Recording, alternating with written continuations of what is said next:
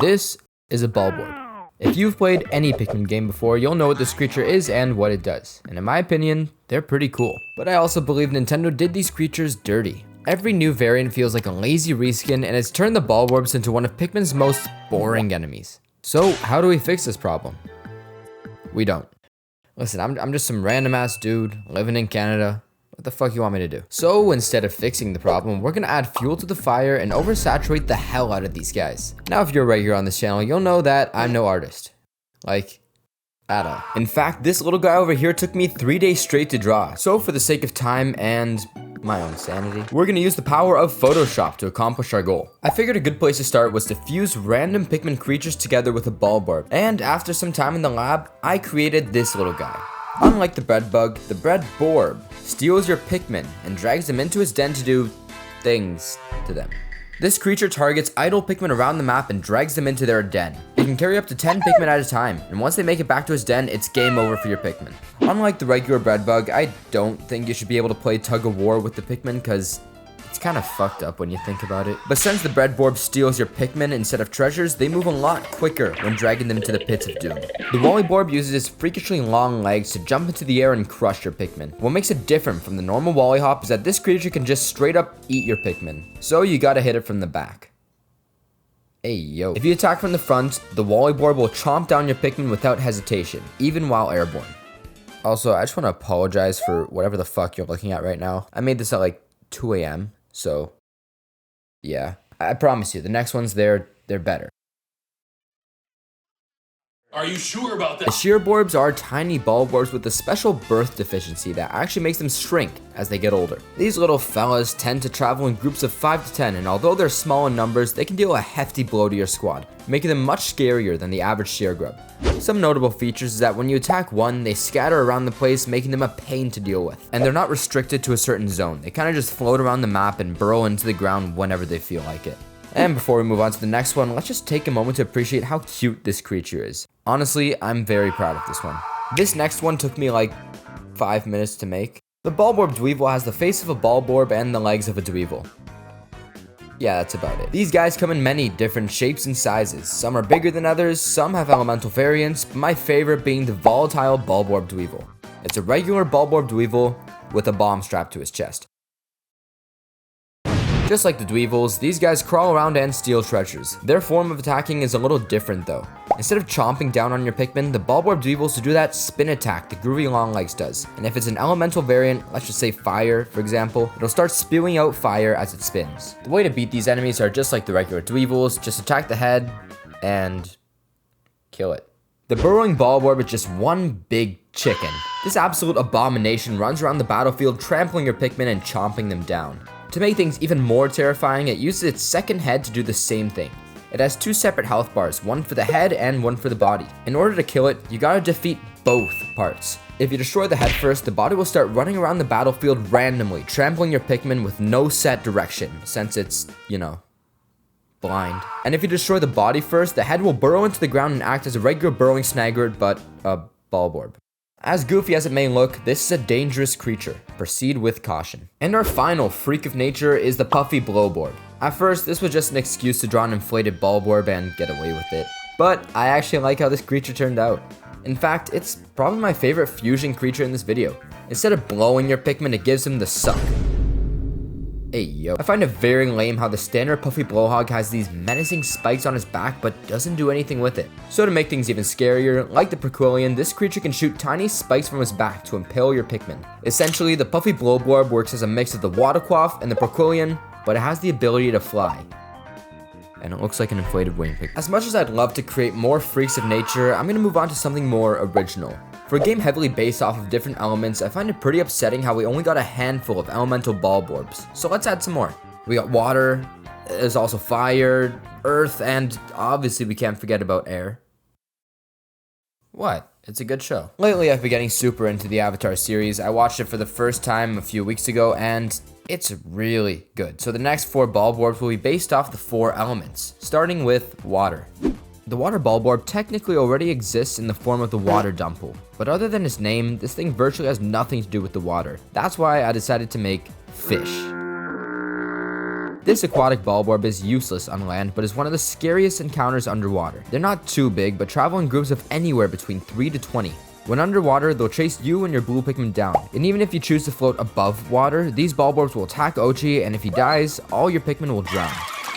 The best way of dealing with these things is to get an army of blue Pikmin to swim after them. On average, it would take about 3 blues to take down a water Bulborb deathless, so at most, you'll need an army of 60 blues if you want a clean sweep on these fish.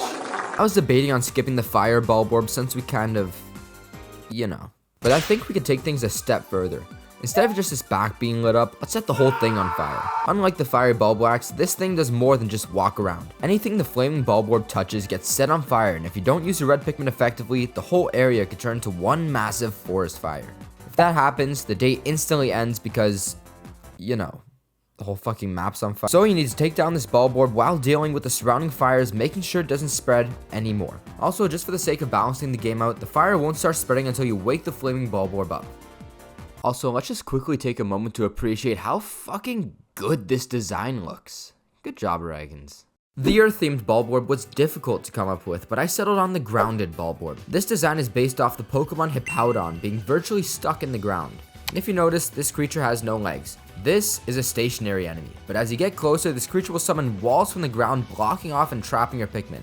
Basically, it's just off. It can also create sinkholes like the Mirror Slug, doing anything in its power to keep you away. In my opinion, the best way to combat this creature is to use wing Pikmin, since they can just fly over the walls and sinkholes. But I'd probably make this an early game enemy just so you don't have the luxury of using wings quite yet. And I also can't believe I forgot to mention the fact that this thing is fucking massive. I'm talking like colossal titan size. Some quick lore about this creature: it was a jumbo Bulborb that couldn't walk anymore because it was just too fat. So in order to survive, it fused with the earth and gained control of the element, which is why it has these floating little rocks around its head. Midway through the battle, the grounded Bulborb will summon these rocks and throw them at you, just like the Beast Titan.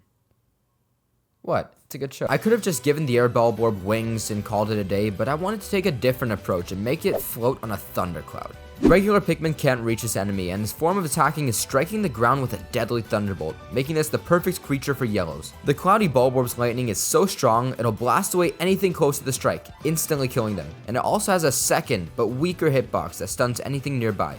Even if you go in with a party full of yellows, you aren't completely safe yet. While latched on, the cloudy Bulborb can still chomp down your Pikmin, so make sure you hit it from the back. Hey yo, I think this would be a cool pseudo-boss kind of creature. Nothing as intense as the Quaggled Myrclops, but a little more scarce than your run-of-the-mill Bulborb.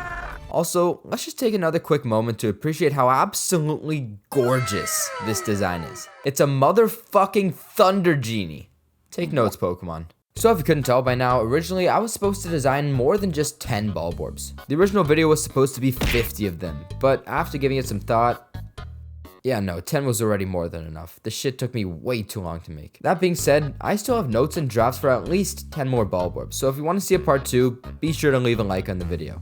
If we reach, 2,069 likes, I'll make a part 2. It's all up to you at this point. Just press that motherfucking button. But anyways, on to our 11th bonus Bulborb.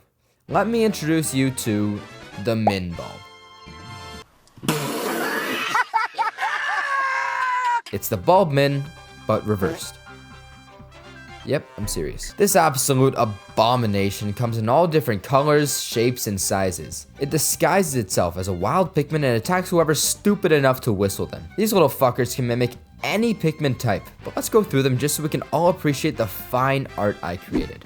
We got the reds, yellows, blues, purples, my personal favorite, the whites, rocks, wings, ice, glows, and fuck it, let's throw Louie in the mix too. The best way to defeat these guys is to just not whistle them. But if you're stupid enough to do so, you gotta throw your Pikmin at their stem. Using the charge whistle or rush will not work. And it's also a lot harder than it sounds, because these guys are fucking fast, so good luck hitting them. Before I end off the video, I just want to showcase some fan art. If you haven't seen it, I made this post a few days ago where you can create your own Bulborbs and send it in. And honestly, some of these designs look legit. On a side note, I want to take some time to say thank you to everyone who continues to support the channel. It really means a lot to me. For those who don't know, I posted my first video exactly a year ago today. And 1 year later, we're about to hit 20,000 subs. Let me say that again. 20,000 subs in my first year of YouTube. That's fucking mental. And to celebrate hitting 20,000 subs, I figured there's no better time than now to change my profile picture. This image was created by the incredibly talented Fernando Irista. He's the creator of the Pikmin iceberg and has something special coming very soon, so be sure to check out his channel. Anyways, I could go on for hours and hours about how grateful I am, but I'm sure you guys get the idea. Long story short, thank you. From the bottom of my heart.